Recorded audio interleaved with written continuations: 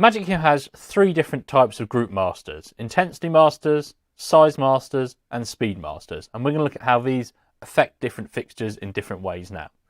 So we're going to go to our layout 1 view, and we've already got pre-recorded from the previous video a dimmer effect and a color effect. And we're just going to store a normal static queue without an effect in as well. So we're going to store a queue of our spots located in green in our back position here. And we're going to store that onto playback number 8. Let's just label that by setting a name on it, spots green.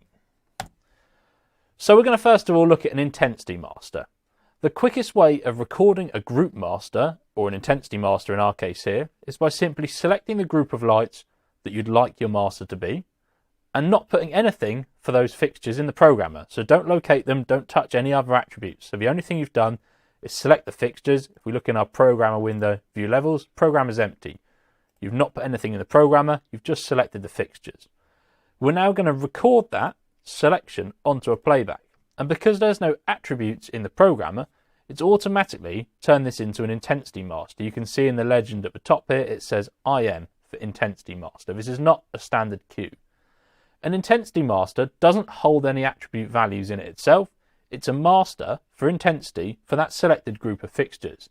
So think of it a little bit like a grandmaster fader, but only for that selected group of fixtures only. So if I bring that fader up, nothing happens. To activate your master, you must press the play button above the fader to activate the master. And you can see it now turns red in the legend to show me it's active. But you can see the fixtures don't come on. It holds no value. It's just like a grandmaster fader for those fixtures. So I need to have the intensity coming from elsewhere. So let's look at playback 8 here. And now when I bring my intensity master down, you can see it has master control over those fixtures. And that affects both the programmer and playbacks as well. So I could go ahead, bring down playback 8, grab my spots, locate, and use my intensity master to bring them down from the programmer. And it affects multiple different cues and playbacks as well. So here's my dimmer effect for them. And again, intensity master has control. Let's have a look at some of the setup behind the scenes on how that's configured and how that's working. If you triple press the select button or the S key above your playback 3 times quickly, you can go into the function tab here and you can see that it's set our queue stack as an intensity master. It's also set the group ID as group number 1. And that's how our master intensity master is configured. We could change the group number. So if I wanted it to now be only for the spots on the left side, would be group number 6. So I could come back to this window and I could change it to group number 6. Reactivate the master by pressing play. And you can now see, as I bring down the fader, it's only affecting group 6, the spots on the left now. There are other ways of recording masters, and that's by attribute filtering. So if I want an intensity master and I don't want to have it group based, I want it maybe just on a random selection of fixtures, I could do it by attribute.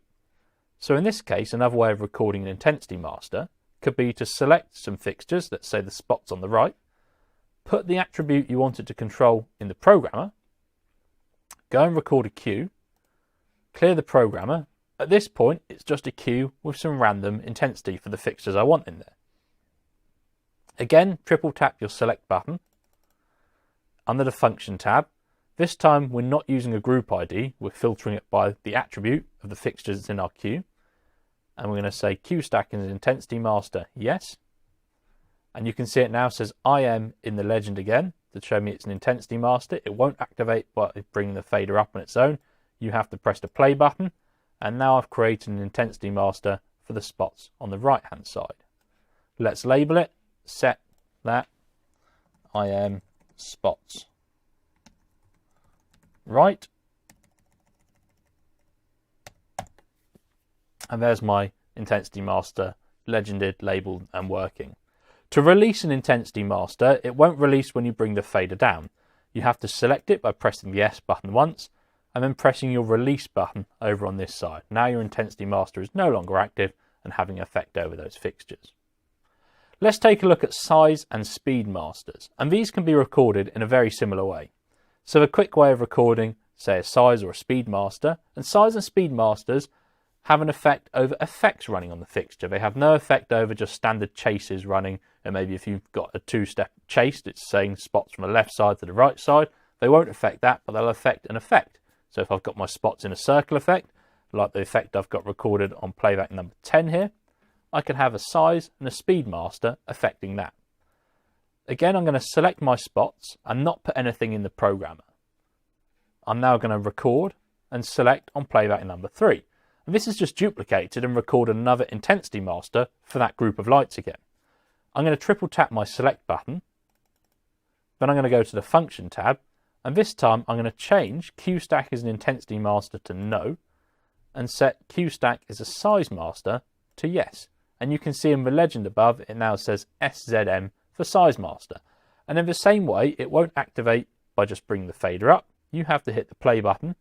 Once you've hit the play button, that master now becomes active, and you can see in the visualizer, I've got size control over effects on my spots. And that would affect any effects programmed in cues for those spots. That master will now take control over them. You've also got speed masters, and you can set these up in exactly the same way. Just like intensity masters though, you could select a group, record to a playback, and I could change in the function tab for this one here, say, by triple clipping my select. I could change QStack is a speed master to yes, but I'm going to show you the other way of recording a master by tagging attributes, like we did for an intensity master. Layout 1, going to select my spots, and this time I'm going to put in the programmer the attributes that I would like my master to control. So I'm just going to put the pan attribute in my programmer, and again, just to any value, doesn't matter what the value is, a random pan value, as long as it's active. I'm going to record that onto playback 4. And again, at this point, it's just a cue with some random pan value for my spots. Triple tap my select button on the function, and I'm going to set QStack is a speed master, yes. Again, it now says SPM in the legend to show me it's a speed master. I hit the play button, and now as I bring that fader down, you can see, because I only put pan in that cue, it's taken the pan speed to 0, while the tilt speed is still running normally. If I'd put pan and tilt in there, it would have speed control over both the pan and tilt, so the whole effect on that fixture. As I bring it back up again, I can bring the pan control back in. If you're using the group-based size and speed masters, like I've got on playback 3 here, you can choose your group attributes. So you could say, for my size master, I want it to affect tilt only. And you'll notice every time you adjust the settings here, it releases your size master, so you have to reactivate it. Now when I bring this one down, you can see it's size control over the tilt attribute, so the lights are just panning now. So that's size, speed and intensity masters with MagicQ. In our next video, we're going to look at some more advanced playback options.